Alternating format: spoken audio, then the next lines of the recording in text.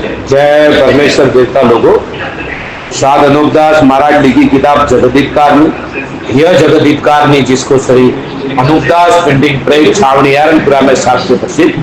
तारीख 17 अप्रैल सन 1909 जा वैसा स्मृति भारत सम्मत 1910। जय परमेश्वर। आज दोस्तों पेज नंबर 163 से आगे बढ़ रहा हूँ। बढ़ाऊ किताब मोतीदाम मौसुम्बा जगत हितकारी अस्तस्मित साधनोक्ता। जय परमेश्वर।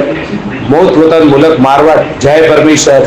यह जगत हितकारी जिसको श्री अनूपदास प्रिंटिंग प्रेस छावनी एरनपुरा में स्थापित प्रसिद्ध।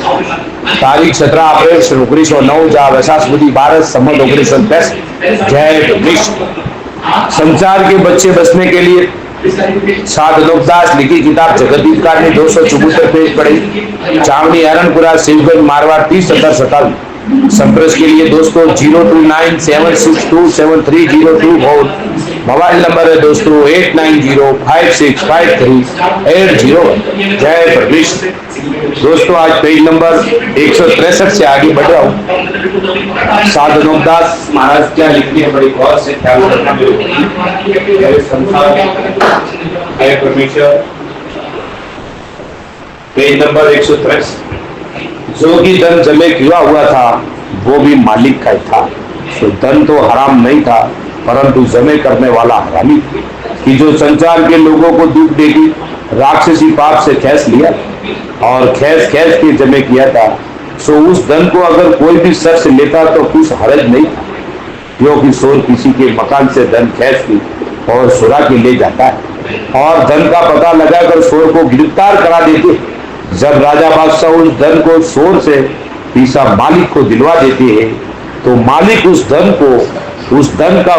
को ले लेता है कि मेरी कमाई का धन था, क्योंकि चोर चुरा के ले गया था।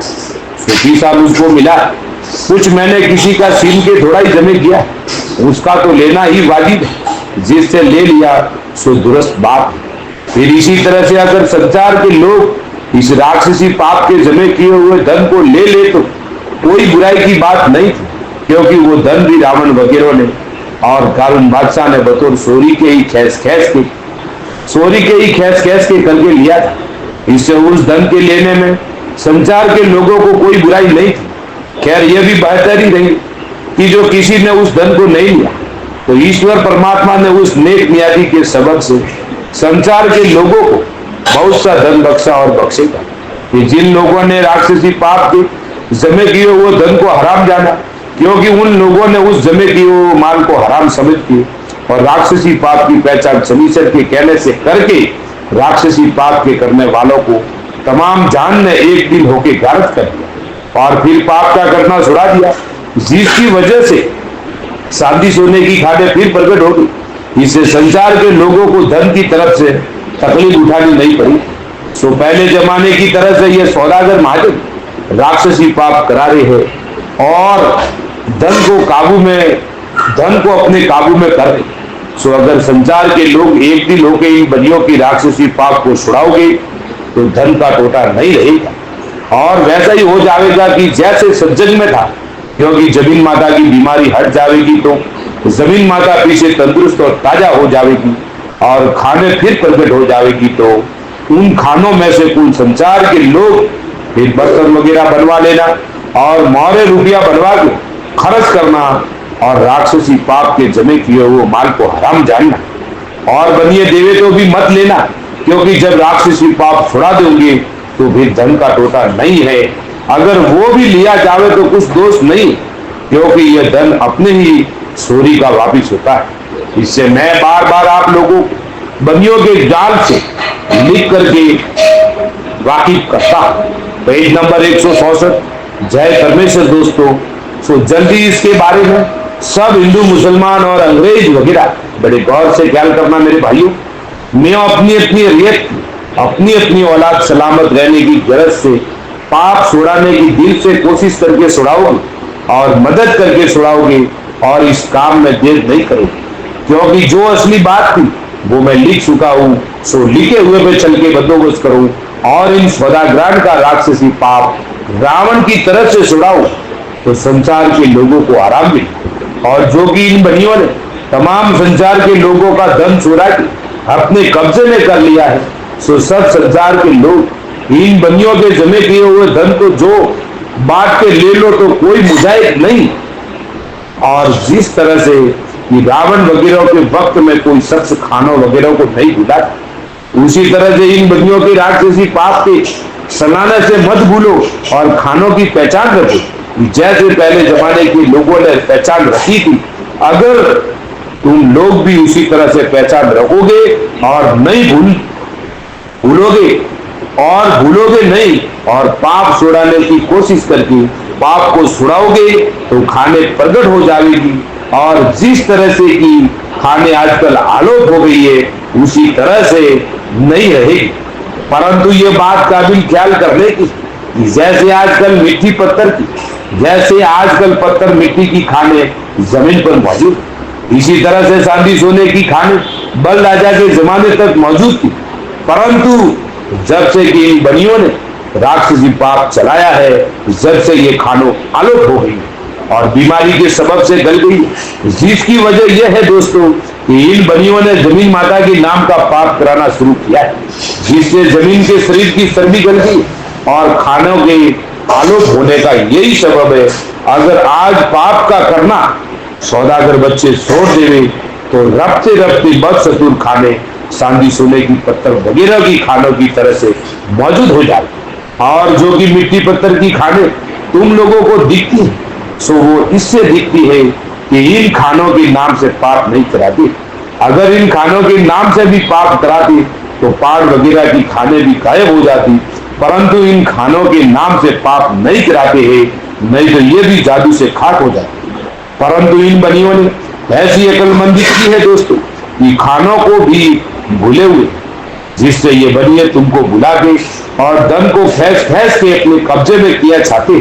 तो पहले राक्षसी पाप के जोर से जमीन को फाड़ते और फिर जमीन फट जाती है जब धन को खींच लेते, जब जमीन कांपती है। सो ये बनिए कुल विलायत का धन अपनी राक्षसी पाप से खैस रहे, जिनका खैस लिया है उस विलायत में संसार के देखने के लिए थोड़ा धन रहने दिया है। Page number 165। जय परमेश्वर दोस्तों, इसी तरह से कुल विलायत में थोड़ा धन रहने देंगे, थोड़ा धन रहने देंगे। सो उस थोड़े से धन को सौदागिरी के जरिए से खैस ले गरज की जब कुल विलायत का धन अपने कब्जे में कर लेंगे, जब अपना राज करेंगे। और अलावा इसके ये बात भी ख्याल करने के लायक कि कुल जहान में ये बात महसूर है कि बनिए अपने राक्षसी पाप से कुल विलायत का माल और मता की जो असली है उसको खैस लेते और हर एक विलायत में थोड़ा थोड़ा रहने देते। सो ये बात भी दुनिया में मशहूर है। जिस कदर धन हिंदुस्तान में और दूसरी विलायत में असली है वो सब लोगों के खर्च के वास्ते। परंतु इन सौदागरान ने अपनी अक्लमंदी से संसार में यह जाहिर कर रखा है कि एक हिस्से का धन तो कुल संसार के लोगों के वास्ते है और 12 हिस्सा का धन जमीन के अंदर गिरा है। परंतु कुल धन मिलके 13 हिस्सा था, परंतु यह 13 हिस्सा को 13 तुम्बा भी कहते। सो यह 13 तुम्बा धन टूटा हुआ है। सो यह टूटा हुआ धन भी कदीम से है, परंतु इन बनियों ने अपनी राक्षसी पाप से भुला करके अपने कब्जे में कर लिया कि जो कुछ धन उस खर्च के हिस्से में बाकी रहा है उसको अपने राक्षसी पाप के जादू से खींच कर अपने कब्जे में कर ले। परंतु इन बनियों ने अपनी अक्लमंदी से राक्षसी पाप से सबकी अकलों को फेर करके ऐसा जाहिर किया है कि कुल 13 हिस्सा धन था, जिसमें से एक हिस्सा धन तो तमाम पृथ्वी के लोगों के खर्च के लिए और जो कि 12 हिस्सा धन वो जमीन में गड़ा हुआ है। सो मेरे भाइयों, इन बनियों ने अपनी राक्षसी पाप से अकल फेर के बुला रखा कि कुल 13 हिस्सा धन है, जिसमें यही एक हिस्सा धन जाहिर किया है और 12 हिस्सा धन आलोक जमीन के अंदर रखा है। सो भाई मेरे हो, धन तो इस जमीन पर बहुत था, धन तो इस जमीन के ऊपर बहुत था कि जिसकी कुछ हद भी नहीं थी दोस्तों। परंतु 13 हिस्सा धन दुनिया के भुलाने के वास्ते किताबों में लिख करके जाहिर किया कि कुल 13 तुम्बा धन था और 13 तुम्बा तो इन्होंने संसार के बहकाने के वास्ते बातें चला दी। असल में तो यह 13 हिस्सा धन है और 12 हिस्सा तो इन बनियों के पास आलोप है, और एक हिस्सा जो दुनिया में एक नाम की वास्तु, नहीं तो वो 13 हिस्सा भी इनके पास है दोस्तों।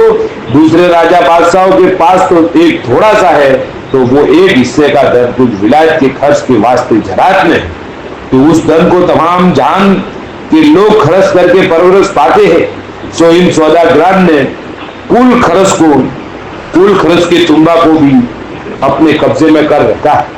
और ये सोचने की बात है कि 12 हिस्सा धन जो जमीन के अंदर आलोक बताते हैं, वो जमीन में किसने गाड़ा है। जय परमेश्वर। दोस्तों कल पेज नंबर 166 से आगे चालू होगा साधु नुकदास महाराज लिखी किताब जगदीत कारवी। यह जगदीत कारवी जिसको श्री नुकदास प्रिंटिंग प्रेस चावड़ियारपुरा में सामने प्रसिद्ध, वो भी दोस्तों तारीख 17 अप्रैल 1909 का वैसा 12 संवत 1965। जय परमेश्वर।